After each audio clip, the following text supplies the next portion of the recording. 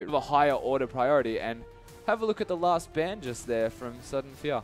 Oh, the Graves, the respect ban coming out, or maybe the fear ban, because Zeratul doing his namesake justice and assassinating everyone. Speaking of doing names justice, you might say that they've just acquired some sudden fear of the Graves pick, and they don't want it to be there anymore, so they're getting rid of that. A very smart ban. Callista, in response, though, says that, well, you ban an AD carry, I'm just going to ban your AD carry. Yeah, that's pretty much it. They didn't like the cannon coming out that game, and Callista probably the more suitable ban than the cannon.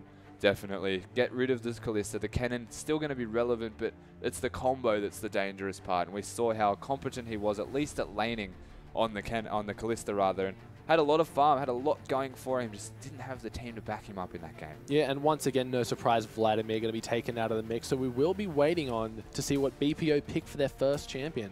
They've tended to favor Gragas over Sejuani. They've left Orianna available.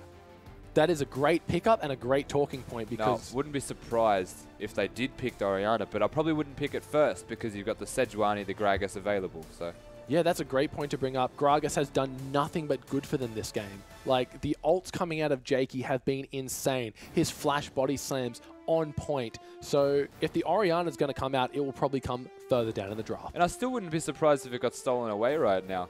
There's no point giving him his best and essentially only champion, not to say that he can't play Xerath. He plays a phenomenal Xerath.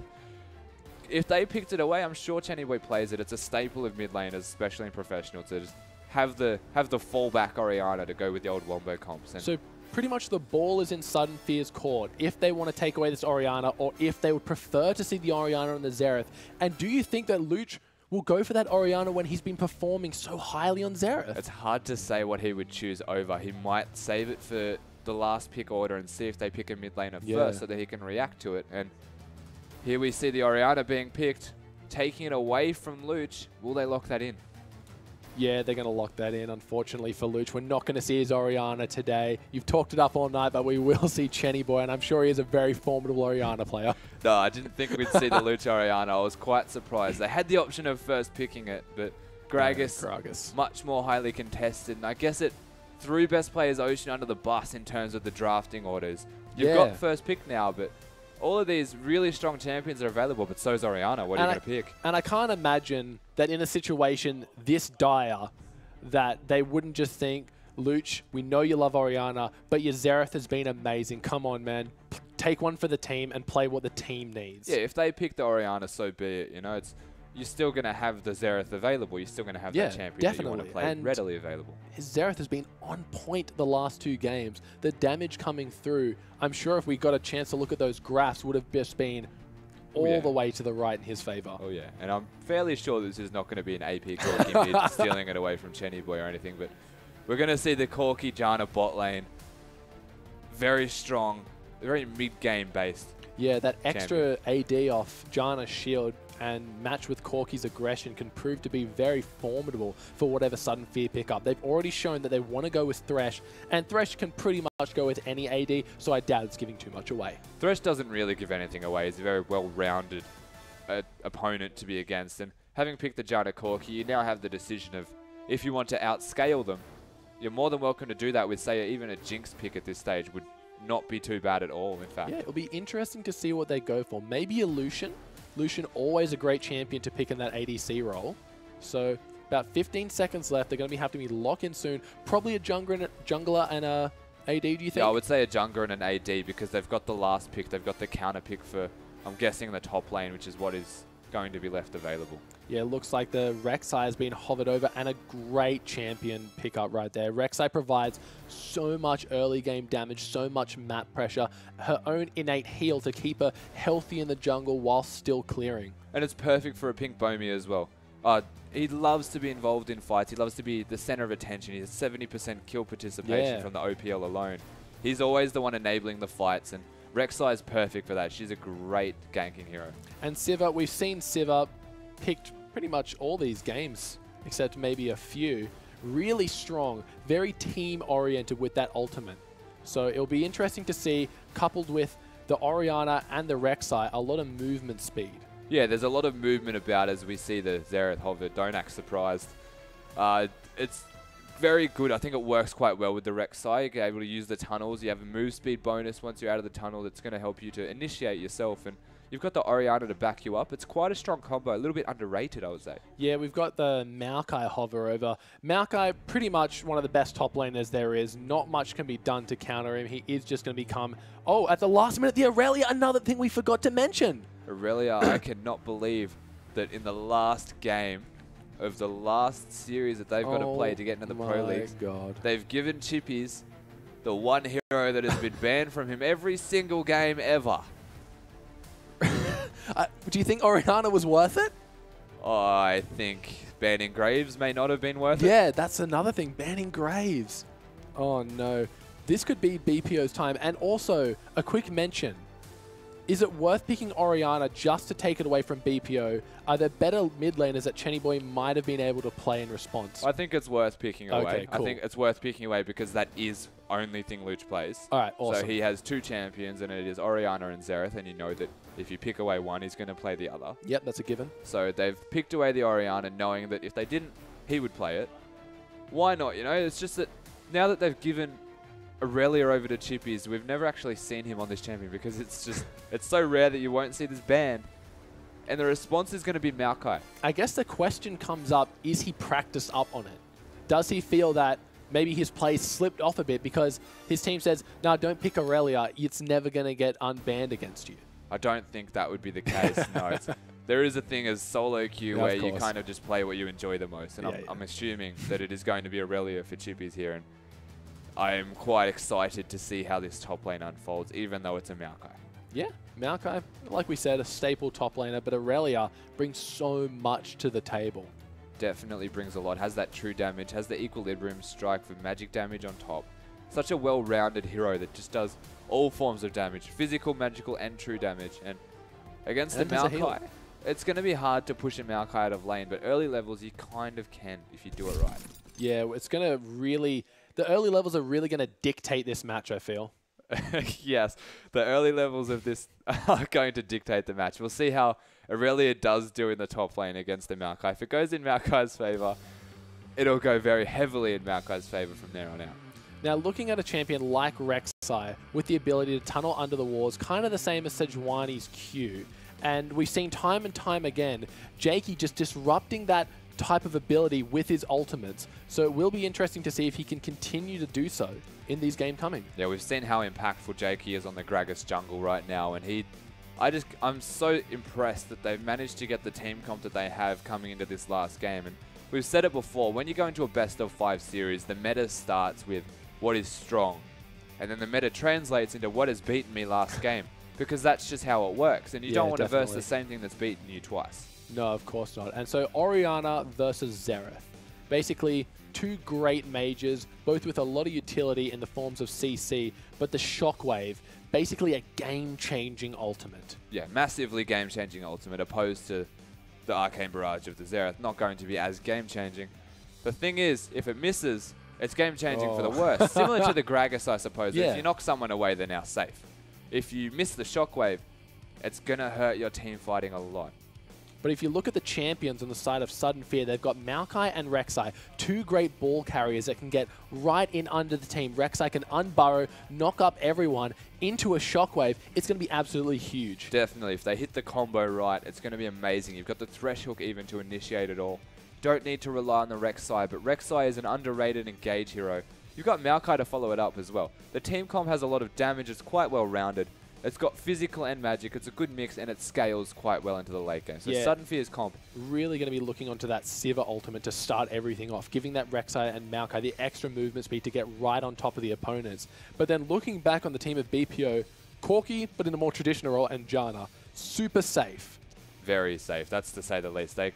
Very hard to kill any lane with a Janna in it, so smart to pick up the Janna. They want to scale the Corki to those item spikes once he gets the Trinity Force and the Sork Shoes, and starts to really have an impact on the map. It's going to be a lot easier with the Janna. You got the Gragas to help you out as well, and the side of best players Ocean here, they have a lot of scaling with spikes. So the Trinity Force on the Corki, the Trinity Force on the Aurelia, the first item the Athene's finished on the Xerath, and then the second item after was the Death Cap. Every time they hit an item, they instantly just instantly become so much stronger and are able to fight straight away. Well, these are definitely going to be the key times we'll be looking for, and they'll be looking to fight, hopefully around the objectives, because BPO showed a lot more prowess in timing their fights that next game, the game 4, sorry. Yes, they did. And it was almost back and forth in the way that it worked. They're almost entirely fighting for objectives instead of just making picks. And every time that they've managed to make a pick, it didn't translate into anything. Yeah. So if they continue on the trend that they're going, the games may be quite prolonged into the late game, but every time that they fight, there's a purpose, there's a meaning behind why they're fighting, and it's towards winning the game through objective control. Yeah, that's definitely it. So Aurelia, going to be strong basically. When does Aurelia hit the power spike? At Trinity Force, correct? Trinity Force is the biggest damage power spike that an Aurelia will hit.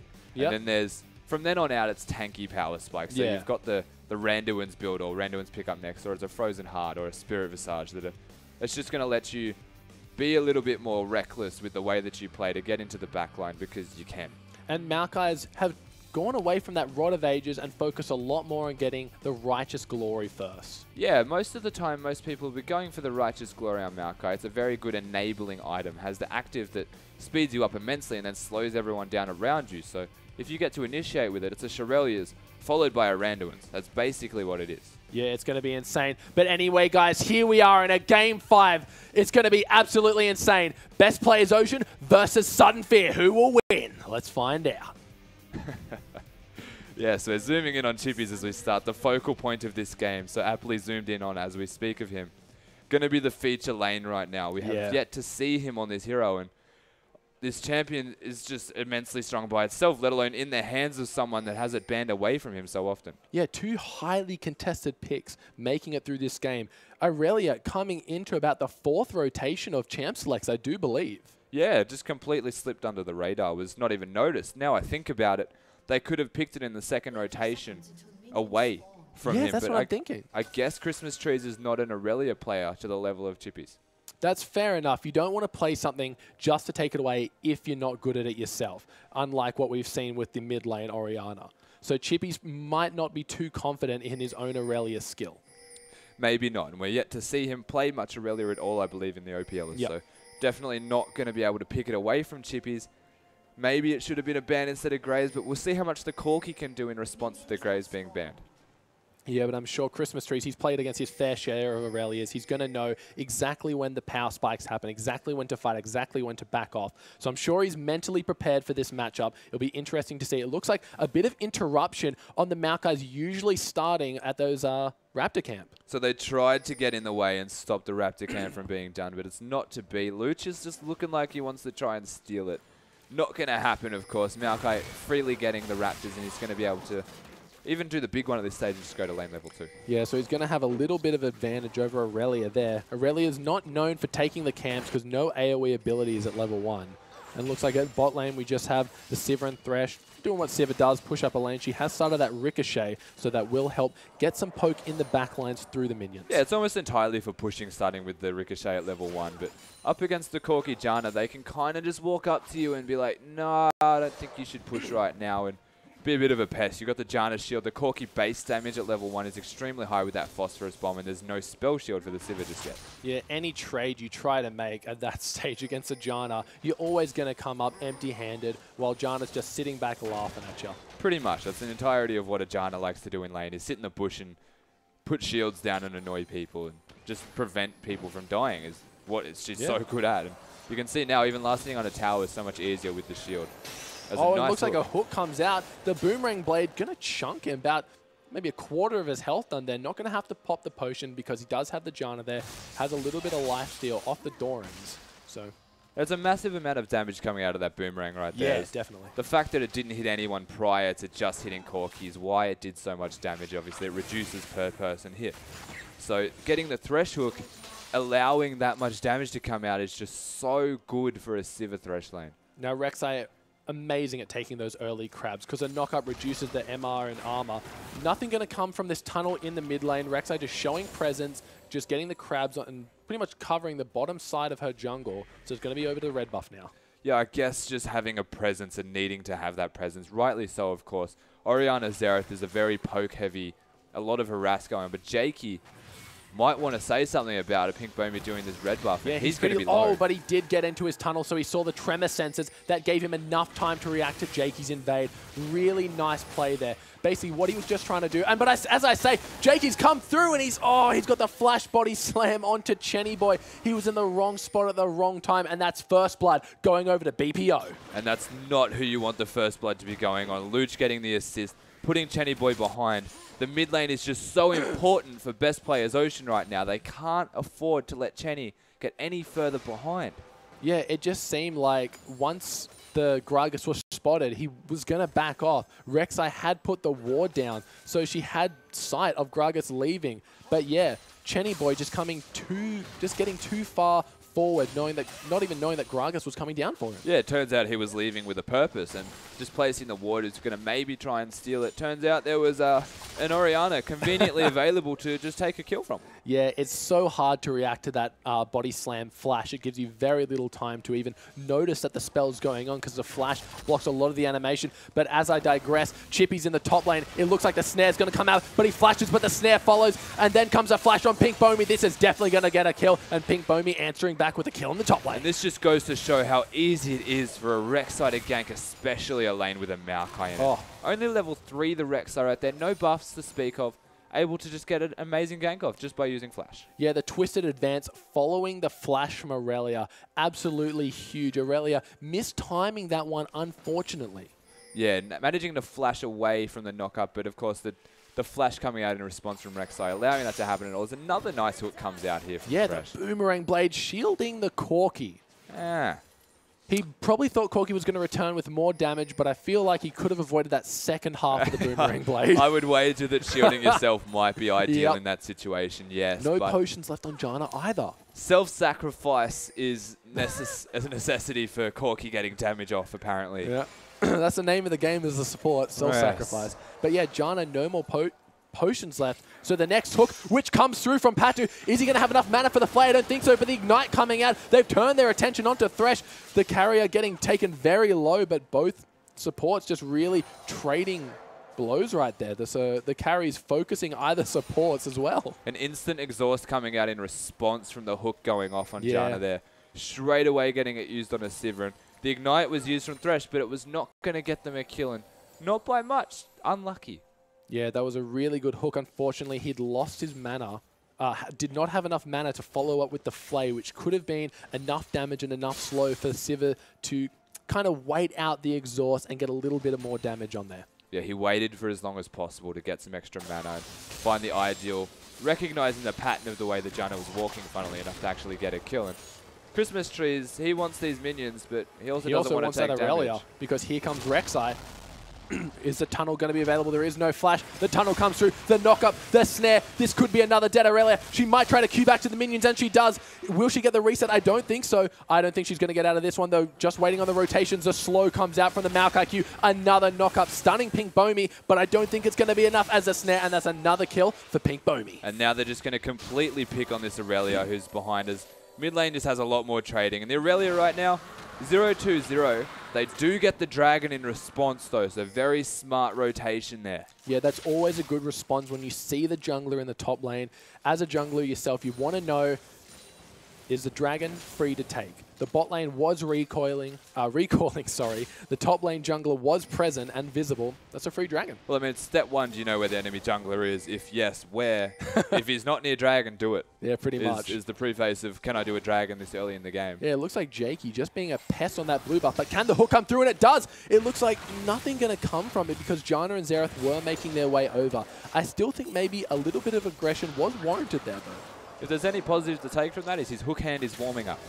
And he is hitting so many hooks consistently. He's going to be confident. He's going to be able to make plays coming into the mid to late game stages just because he knows he can hit the hooks. Yeah, Sivir's gone back and she's hit her BF sword. Corki going for the Phage, wanting that extra health against the poke coming out of Sivir. She's hit a few just free double-sided boomerangs, doing a lot of damage to the unsuspecting Corki. This is one of those times in the game where you feel like a BF sword and a Phage, though fairly even in gold costs, gives more of a spike to the Sivir if they can utilize it effectively. And seeing the way that Partu's throwing out these hooks left, right, and center, you don't even really need to hit the Corki. You can just use all of your damage onto the Janna. Yeah, the Janna, she has been known to shield the Corki in these kind of extreme situations where it may be more useful on herself.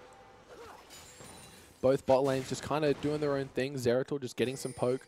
It looks like, again, Chippies is going to be the focus because Rek'Sai's roaming up once again. Or is she just doing the crab?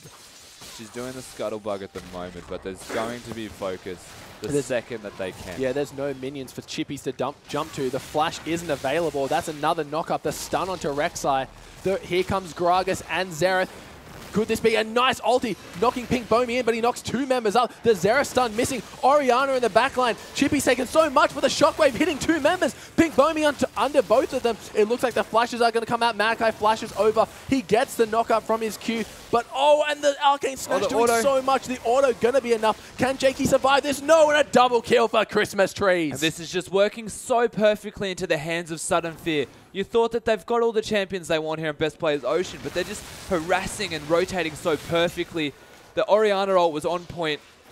It was a bad position to start with because Xerath rotated earlier, but they just waited. They just bided their time and hung around until Orianna got there, hit the ultimate, and then it was just clean-up duty from there. Yeah, one could say this Aurelia is getting a bit camped right now. It seems that's a 3rd visit to the top lane, and this time Gragas and Xerath paying for that. Yeah, it's definitely safe to say that there is a tent being set up in the top lane for this Aurelia. And starting to feel the pain. It's a 13 CS lead, and 2-0-2 is the score of both the top laner and the jungler.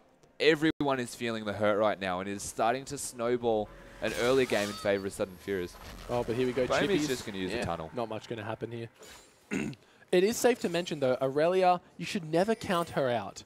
She has a lot of damage, and her kit is just so well balanced for the type of champion that she is. So it will be interesting to see how she recovers from this early game deficit. Of course, and we mentioned this in the load screen. The way that Aurelia tends to work is spikes.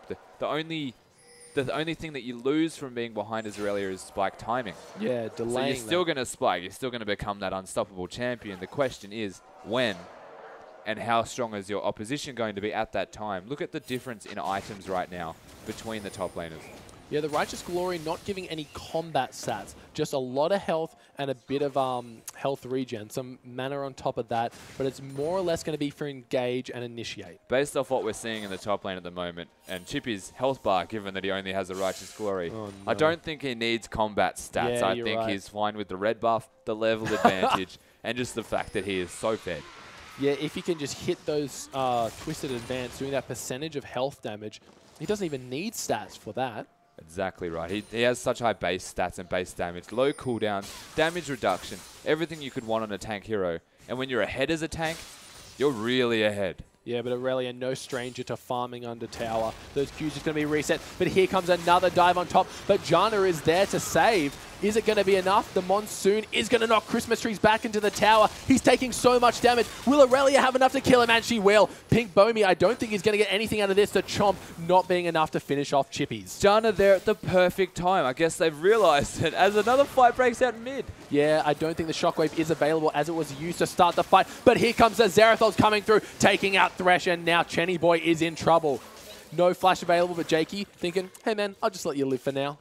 So this is Best Players Ocean reacting to what Sudden Fear are forcing upon them is Janna being top lane, completely unexpected, absolutely perfectly timed, denying the gank, which was going to be a dive, and giving an Aurelia a kill, which is now putting her back into the lane where it was looking quite dire to start with. No, a great game sense from the support here on the carrier, doing just that, carrying the team, going to the top lane, making sure the predictable dive, rather. She heard the Rek'Sai ult, had a feeling it was going to be top, and thought, I need to be there for my Aurelia. I want to get this champion going. Yeah, I think it's safe to say at this stage, if you hear a Rek'Sai ultimate, it's most likely near the top lane.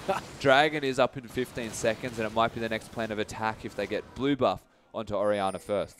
The bot lane of BPO is recalling, so that might be an option for Sudden Fear to get in some early wards, but then again, no one from Sudden Fear is even close.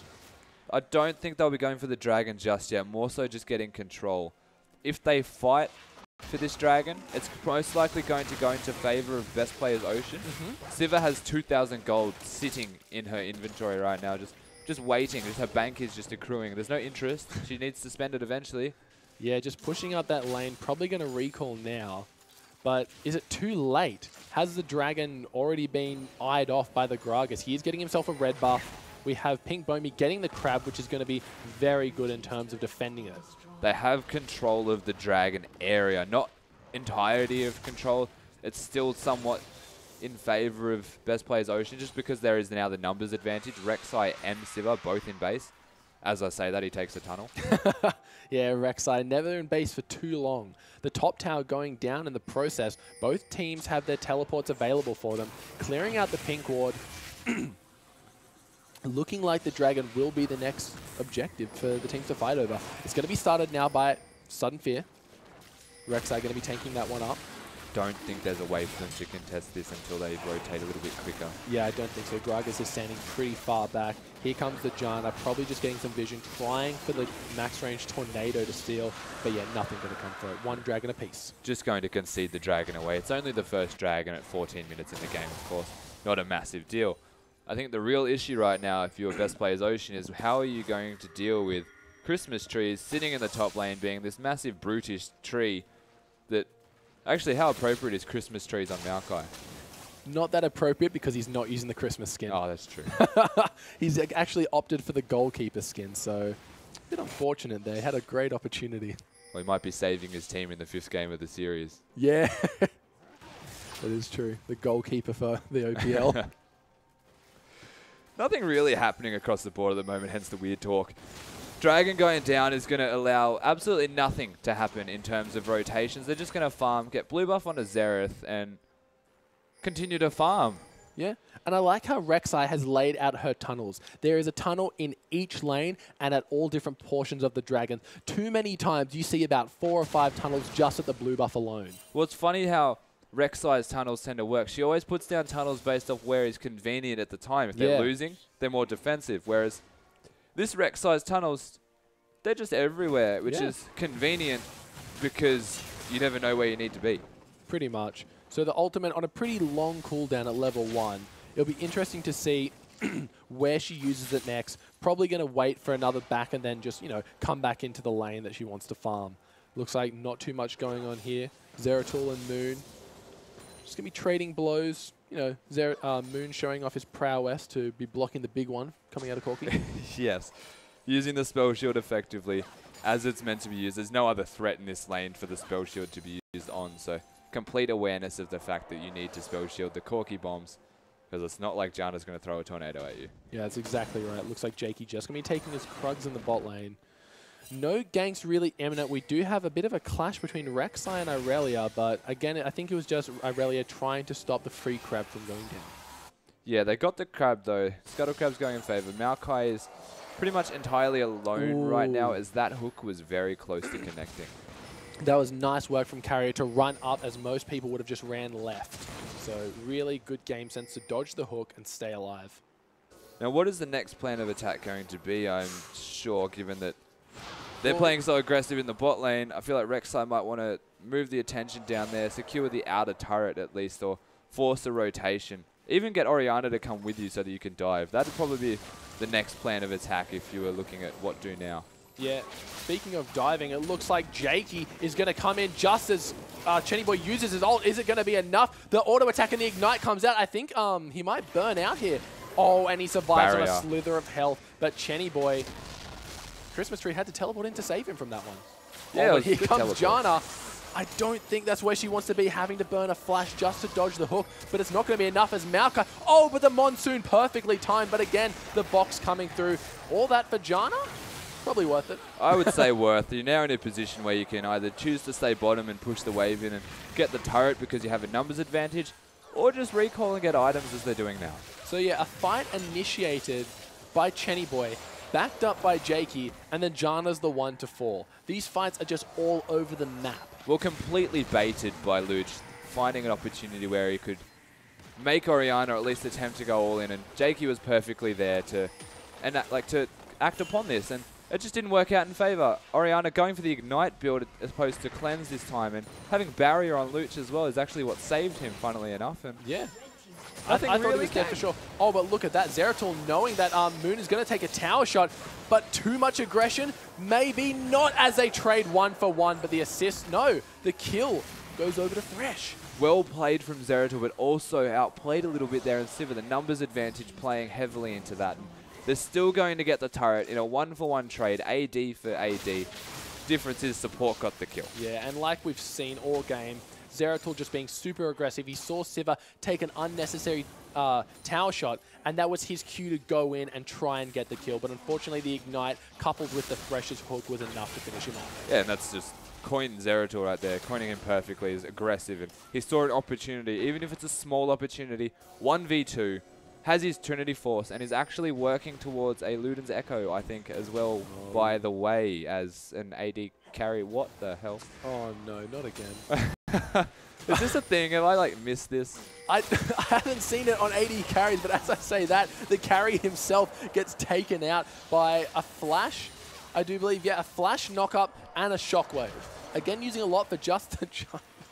I'm sorry, but the needlessly large rod again on Corki ADC. Maybe he was jealous of last game. No, surely not jealous. They lost that game. He's going for the Luden's Echo, no doubt. It does do a lot of damage. It does do a lot of magic damage, and Corki's a very weird hybrid hero. Yeah. So, sure, I have no reason why you can't go that. It's completely understandable with the amount of damage that it does dish out.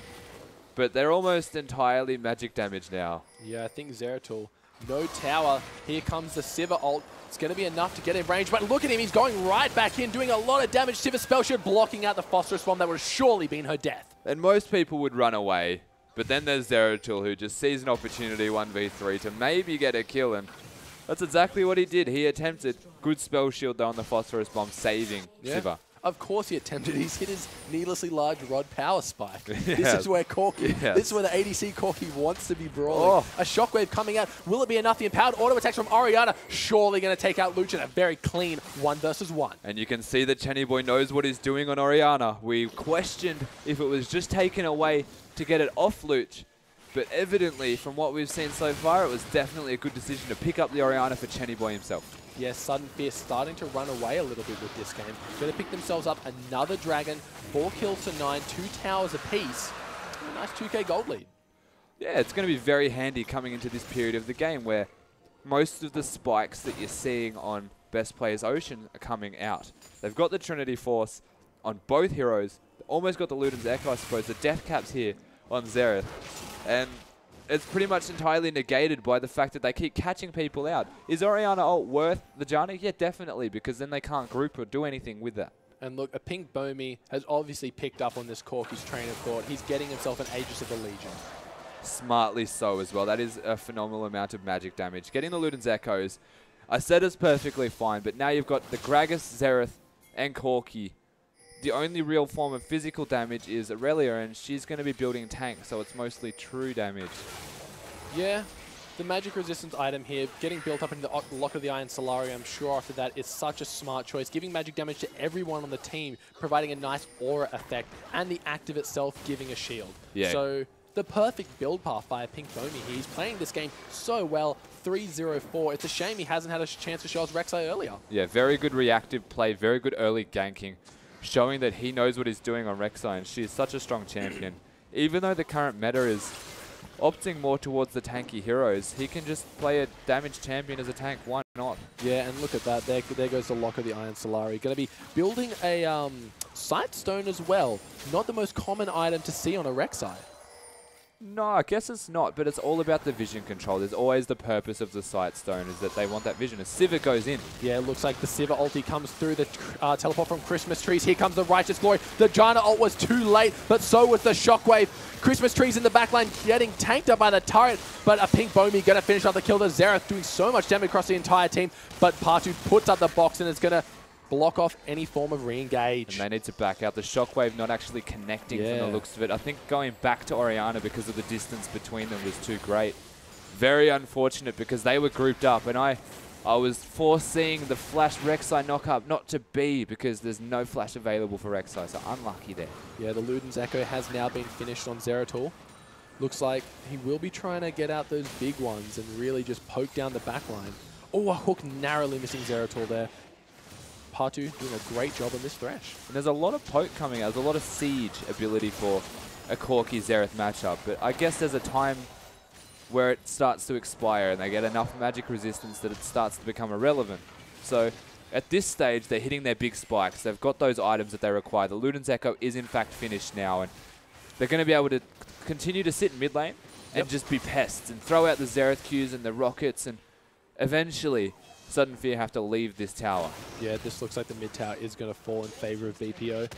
No objectives quite yet on the map, so I'm sure they're just going to back off. Their lanes are pushing towards them, so I expect them to go stabilize them first. Yeah, definitely. If you were Sudden Fear, you might be looking for even a power play coming up shortly, just given that every single lane is working in your favor. You may be able to utilize that. Know that someone's going to have to go to the side lanes. Aurelia's already top. Corki's going bottom. Get a free turret in mid lane is the call. Yeah, a great answer for what just happened. This looks like it could even potentially be another tower as they're moving even further up the mid lane. Corki shows no sign of retreating here. And looks like the initiate is here. Luch gets knocked up multiple times. Siva coming through with the ult. He falls immediately. Janna to follow. And there comes the Aurelia teleporting on the tower. But the shockwave going to be disrupting her. So much damage coming out. Jakey not even going to be able to defend his own team here. No, not a thing they can do. And that is exactly what they required. Everyone in different lanes. As we just said, the power play was push the mid turret. Xerath was caught out of position. They just flash engage. They've got the Righteous Glories. Maokai's not going to take any damage whatsoever. Easy engage. 2 towers and 3 kills, in fact, for none. Yeah, this Sudden Fear is starting to run away with this game. It's just looking worse and worse for BPO. I'm starting to question if the Luden's Corki was worth it. It didn't seem to work out for Sudden Fear last game. See if Zeratul has more luck. I don't feel like the Luden's Corki is the sole reason that it's not working out right now. I feel like the biggest issue is that when Corki's caught out of position with his Valkyrie and Flash available, he's choosing to instead fight them 1v3 and putting himself in predicaments that aren't necessary whatsoever. Yeah, speaking of aggression to fight, he took a long time to recall to come back to the fight. You'd think someone like Zeratul, he's like, they're pushing around mid, I'm there, I'm recalling, let's fight, let's go, let's go. Well, the call was also made that he was in the bot lane, so they weren't expecting to fight. It was a massively quick dive with flashes used by Maokai. Righteous Glory popped, and there was no real way for them to react. Luch has the death cap. He doesn't have a Zonias available. He just got blown up. Yeah, once they can focus, once they can get into that backline on top of the Xerath, there's not much he can do except get a point-blank stun, and that's not going to be enough. And that's the power of Sivir as well. If there's an opportunity for you to engage, that's exactly what's going to happen, and straight away. So you might want to try and control the lanes a little bit better in future if your best player is Ocean to ensure that that does not happen. Yeah, it looks like Zeratul going to be going again for that Leandri's Torment. While we have Sivir going more traditional, looks like she might be building a Bloodthirster after the Phantom Dancer. So I can understand why a Corki goes this build if they're a mid lane Corki. Yep. You have the AD carry to back you up. You have more damage that is then mixed, but going for this particular build, knowing that the rest of your team, including the Gragas jungle's magic damage, and the Aurelia's not necessarily physical damage, it's limiting your team very much so to only be doing magic damage. He's going to need a Void Staff as soon as possible on the Xerath and the Corki before they can even start doing damage again. Yeah, I think it's a fair point to note that everyone but Sivir has a magic resistance item on them. Yeah. Thresh going for that Mikhail's Crucible very early, noting that there's so much ability power that he needs not only the cleanse, but to keep himself alive. Yeah. So great reaction to this full AP team of BPO. Yeah, no doubt that even the Sivir will eventually be going for a Banshee's Veil once. So this is the way that I saw this game, is up until, say, 35 minutes, once the big magic resistance items start coming out, is the time limit that BPO have to make a turnaround, make a sort of comeback, and then it starts to look worse and worse until, of course, it's always possible. We've seen how these teams love going 50 minutes long in the games and focusing on objectives, and all it takes is one bad fight. But if they get too much magic resistance, it's just going to get harder and harder for best players Ocean to force them back into the game. Yeah, that's definitely a good point to make. It seems like you said, their time is running out. They've got to make something happen before the massive magic resist items comes out. It looks like, yeah, Rek'Sai 605, so much health, so much magic resistance, also chucking in a Ninja Tabby, so even the abysmal amount of AD damage coming out isn't going to affect her. Exactly right, and they've got the Locket working towards the Spectre's Cow. Most likely going to be a Banshee's Veil, and once that Banshee's Veil is finished, they're going to have probably an extremely hard time, I don't think there's many times harder than that, in killing a Rek'Sai. Rek'Sai's going to get right in there, powered up by the Righteous Glory of Maokai, getting a really good flash knockups we've seen, combined with the Orianna ult, just doing so much work. And we saw this last game. The Corki's able to do an abundance of damage when it hits the carry champions, but the front line right now from Sudden Fear is going to 4 people wide once the magic resistance starts to come out. So you're only really going to be able to do damage to Chenny and M for Moon. And even Chenny's going to start having magic resistance soon enough. Yeah, that's for sure. It looks like they're pushing out the bot lane here. The tower's already taken, so their sights will be set upon the inner turret. Looks like everyone's here to defend it. Maokai just sitting in base with teleport at the ready. Looks like Maokai will be moving up to the top lane, so I think they're going to back out here. There's no real way for them to siege a Xerath Corki comp. That's the real issue is they need to try and find a situation where they're not just sitting in lane as a 5v5 with a siege unless they're diving, unless they're 100% confident they can dive. And that's not likely at this stage. They might want to send Maokai top and even potentially send someone bottom to force a 1-3-1 or at least a 1-4. Yeah, looks like they're just fighting over these trucks here. Oh, but here comes the hook onto Jakey. The box coming out. We're looking for the shockwave to come out, but here comes the Maokai right into the thick of it. No shockwave yet. She's saving it for the right moment, but not even needing it to take out Jakey. No, definitely not needing it. The damage that was just output was massive. And Orianna being knocked away from the Gragas ultimate, not allowing an ultimate to come out. They're still going to have it available. They're still going to have a lot available. And they can freely take that turret and then rotate to wherever they like. The minions in the top lane, by the way. Yeah, right now, Part 2 for me has been such a crucial role in getting these picks and winning these fights. It's so good to see Thresh so confident in his ability to land those death sentences and his team to follow him up on it. Yeah, and if there's one thing that Part 2 is right now, it's confident that he can hit those hooks. And they're just, speaking of confidence, they're just going to come in and tank the top lane turret. They're going to call that a day. They could even look at Baron if they wanted to and just continue on their merry way around the map. Once the Baron buff gets on, I don't care who you are, but you're not going to be able to clear those waves. Definitely not. Corki and Xerath, I guess it's actually a pretty big condition of theirs to prevent the Baron from going to the side of Sudden Fear. It's a lot harder to wave clear if they've got Baron minions. So yeah, they're going to have to do everything in their power. Once they're in the Baron pit though, Corki and Xerath will have quite an easy time just sitting back and letting their spells do most of the talking. Yeah, definitely. And it's also worth noting, I suppose, while we're discussing the objectives, that they've got 3 dragons. Yep. They've got that move speed bonus, which is helping them immensely. They're working towards the 5 dragon win condition, which is, as we have seen and said multiple times, they love it. They want 5 dragons. They want 6 dragons if they can get 6 dragons. Yeah, of course. And it's up in 2 minutes. Yeah. But these teams are really just focusing all their attention around the massive dragon fights. We're always seeing brawls, but the last few dragons this game haven't been contested at all. It seems to be one-sided each fight. The first dragon taken by BPO when Rek'Sai was camping the top, and the next 3 just haven't even been contested. It's because there is a lead that is, it's evident. You can feel the lead. You can feel the control that Sudden Fear have over best players Ocean right now, and it's massive. And the only real response that you can have, even 2 wards in 1 bush just to secure it, is the only thing they can do right now is find a pick, get ward control, get vision control of an area, not the entire map, a particular area, and just try and find someone out of position, catch them with their pants down. Yeah, that's definitely the only way I see them being able to stand toe-to-toe, because a catch is what they need. In a straight-up 5v5, there is so much crowd control and lockdown available from Sudden Fear. You saw the Orianna ult. So far, they've been very good, on point. The Rek'Sai and Maokai just having no fear, just going under these towers, knowing the capabilities of their champions, and locking them up for Orianna to finish them off. And that's exactly how confident they are doing. They don't need fear when they're this tanky. They've got Frozen Heart finish, Righteous Glory, even a Spirit Visage now in this Maokai, starting to ramp up that magic resistance. And it's becoming scary, very scary. If it wasn't scary already, it's worse now. Yeah, just throwing in that Frozen Heart, not even that much for the armor, just the extra mana and the attack speed reduction is going to play such a huge role against champions like Aurelia, who really want to attack you when her true damage is up. That's right. 6,000 gold lead, 15 seconds till Dragon as well. If they can test this one, it's going to be very hard for them to win a team fight. Yeah, it's going to be 4 dragons too, so let's say roughly 7 minutes away from a win. Yeah, potential. They get the next dragon, if everything continues to go in their favor. Yeah, anything apart from a Miracle Steal, I don't see this dragon going anywhere. Oh no, it's gone. SF's pocket. Yeah, that's before gone. My sentence can even finish. Going to be able to secure the 4th dragon. It's now still a 6k gold lead.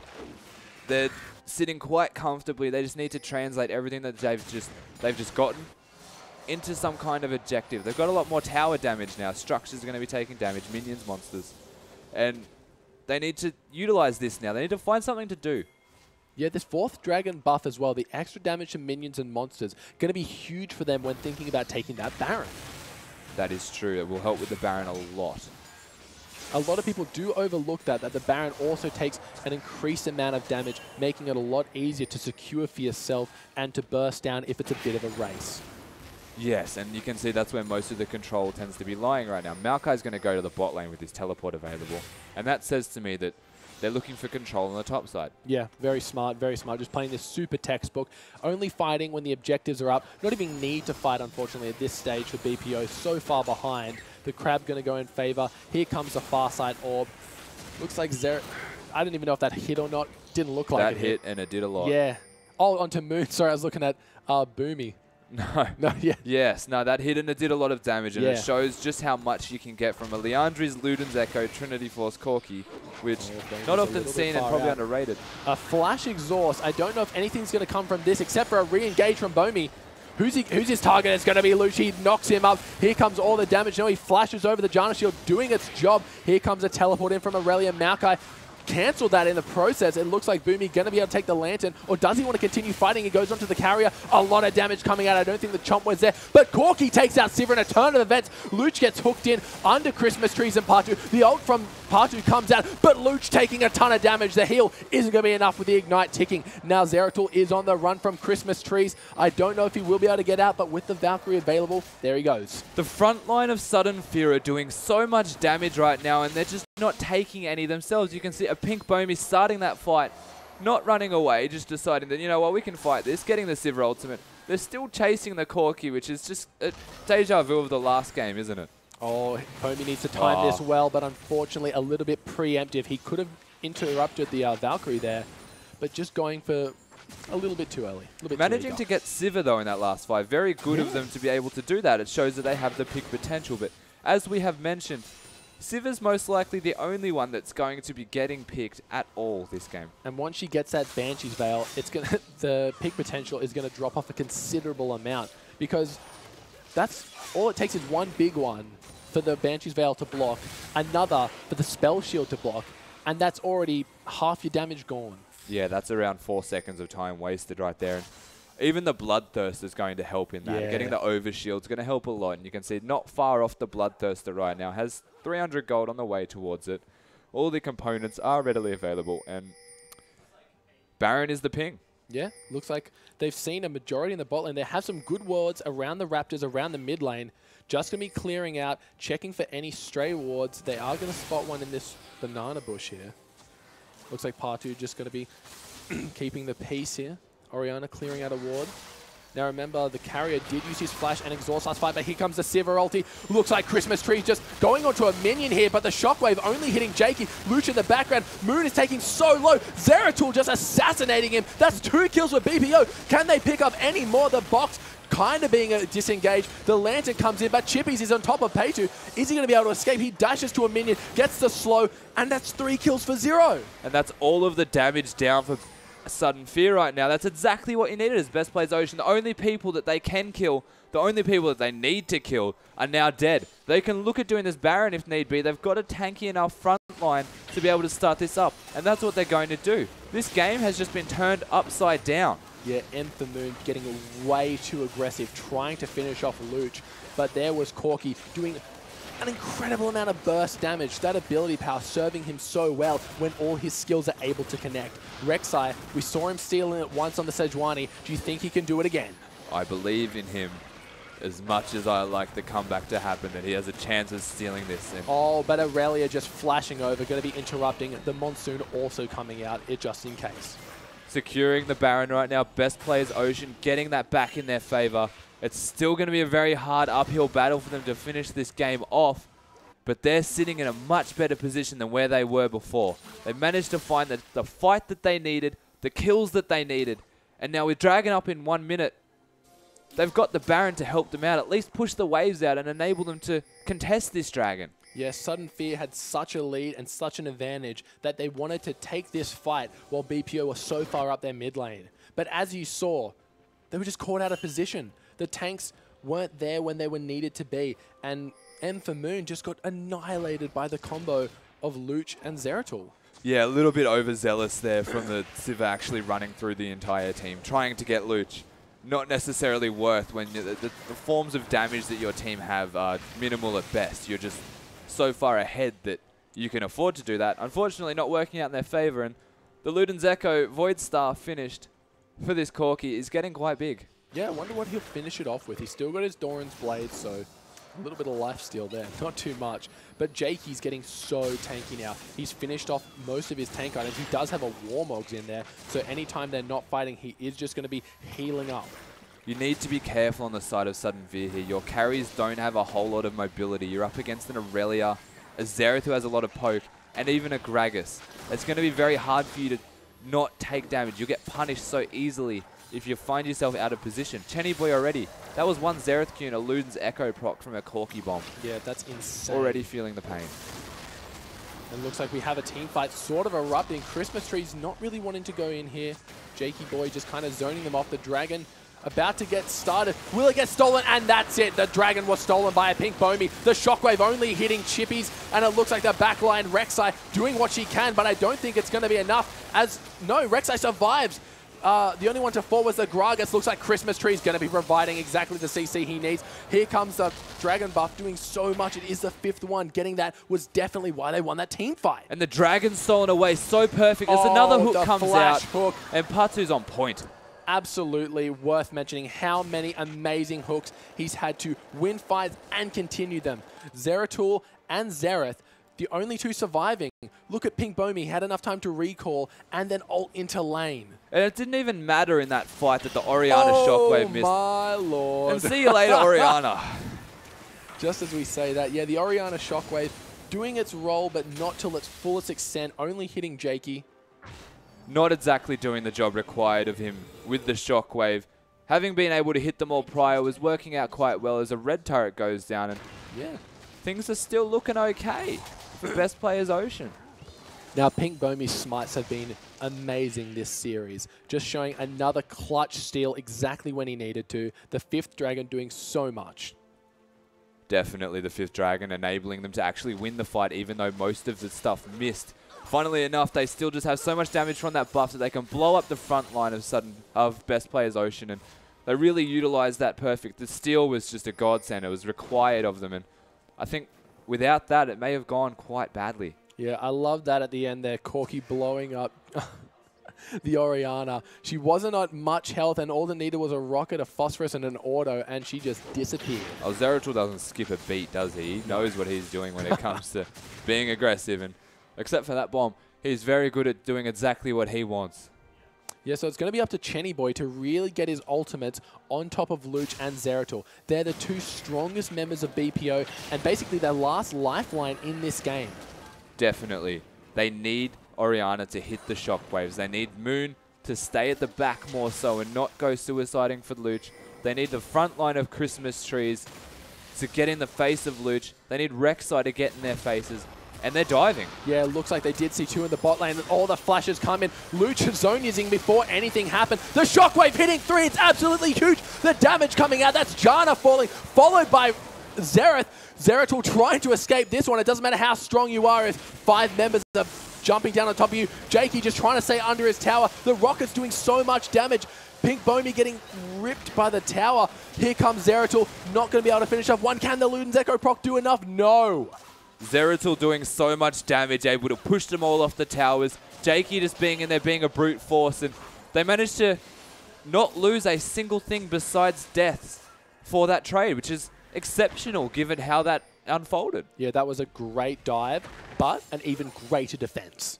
Exactly, and the dive was perfect. They had exactly what they needed, forcing Luch to use his Zonias before anything was even used on him. The shockwave was great. It hit the right targets. They're back mid now, though, and they still want a siege. Yeah, I think this tower is going to die. Here comes the teleport. Pink Bomi did ult back into the lane. Christmas Trees going in onto Zeratul here. Can he escape this one? He is going to have his flash available. Here comes the heal. The ult from Orianna not hitting anyone. Chippy's just trying to do what he can, but the Nexus Tower being very pesky here, and that's just going to be an inhibitor for Sudden Fear, and they're going to back off. Oh, that's... Oh, oh that was close.